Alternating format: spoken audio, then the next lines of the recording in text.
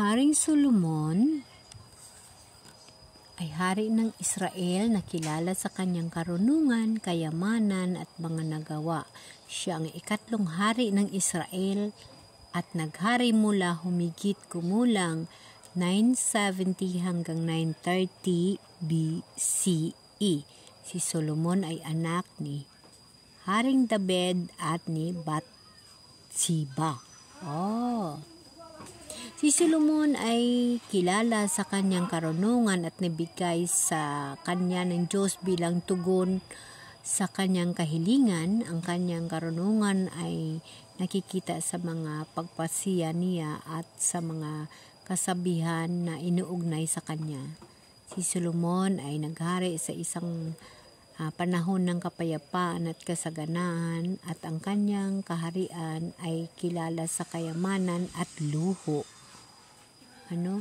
Isa sa mga pinakamalaking nagawa ni Solomon ay ang pagtatayo ng templo sa Jerusalem na naging sentro ng pagsamba ng mga Israelita. Si Solomon ay naging hari ng Israel matapos ang kamatayan ng kanyang ama na si David. Siya ay pinili ng Diyos upang maghari sa Israel. So, siya rin palang pinili ng Diyos. Si Gibeon, si Solomon ay nagkaroon ng isang pangarap kung saan ang Diyos ay nag-alok sa kanya ng anumang bagay na gusto niya. Si Solomon ay humiling ng karunungan upang mamuno ng wasto sa Israel at ito ay nagustuhan ng Diyos. Sa pagpatayo ng templo sa Jerusalem ay isa sa mga pangunahing proyekto ni Solomon. Ang templo ay naging lugar ng presensya ng Diyos sa gitna ng mga Israelita.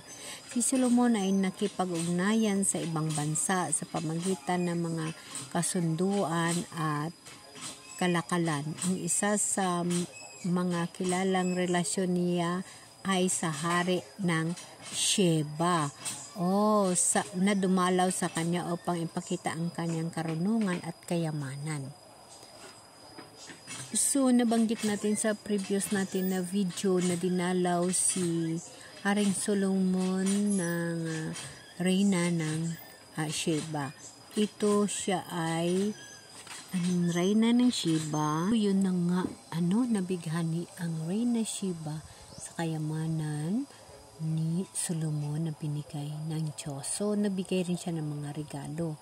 So, ito si Reyna Sheba ay kilala sa kanyang katapangan at katalinuhan sa paglalakbay niya sa Israel upang subukin si Solomon.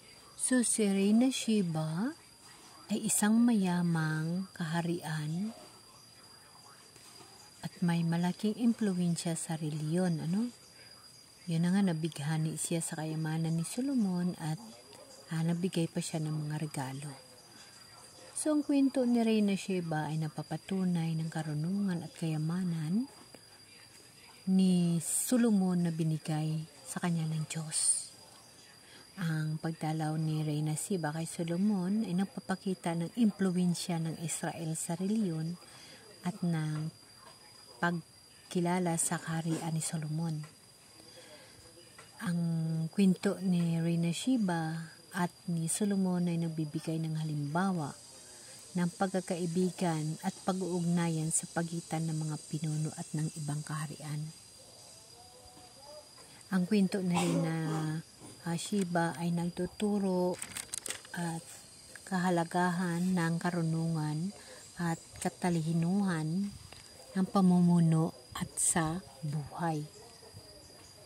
Ang pagdalaw ni Reyna Sheba kay Solomon ay nagpapatunay nga biyaya ng Diyos sa mga taong sumusunod sa Kanya.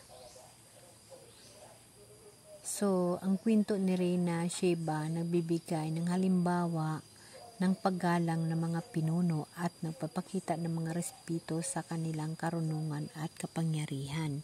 So, gano'n na nga guys ang nangyayari. Kagaya sa atin, meron tayong mga presidente, diba, nire-respeto din natin dahil nga ay silang binigyan ng karapatan na mamuno sa atin.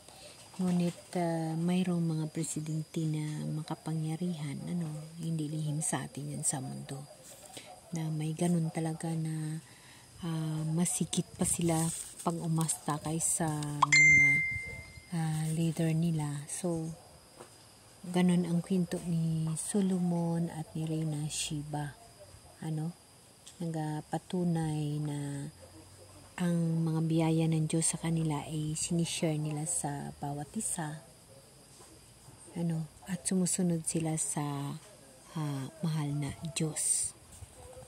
Diba? Dahil na kahit pa sila ay makagagahom o kahit sila pa ay mayaman at matalino noong panahon, nakalagay sa propesya natin na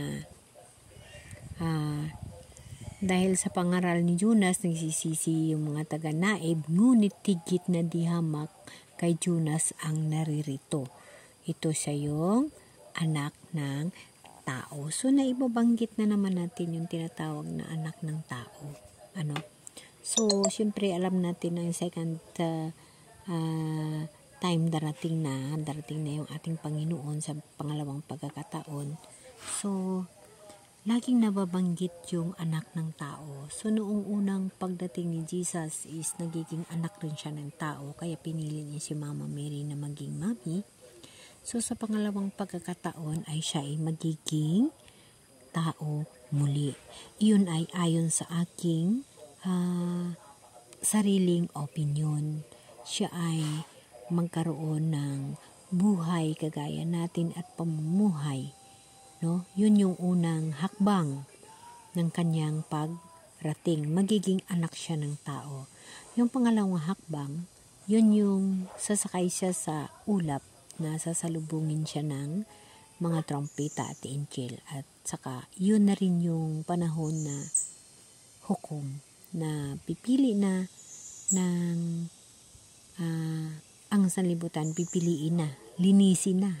So, kumbaga, dapat na natin paghahandaan ang pagsalubong sa ating Panginoon kasi yung mga sinyalis ng kanyang pangalawang pagdating is nandyan na. Lindol, pagputok ng mga bulkan, kaharian batok sa kaharian, bansa batok sa bansa, mga sakuna, nandyan na nakikita na natin yung sign the God is coming again. So yun yung kanyang last chance na binigay sa atin na tayo ay magbago na. So, magiging anak siya ng tao. So, yun ang alamin natin. Kasi siya ay pupunta dito na palihim para magnanakaw. Palihim. Kaya, yun ang alaman natin. Dalawang hakbang ang pagpaparito ng ating Panginoon. Ang palihim na pagdating na para magnanakaw at ang pagsalubong ng mga angel sa pagbaba niya sa ulap kasama yung mga angel na nagkakantahan. Amen.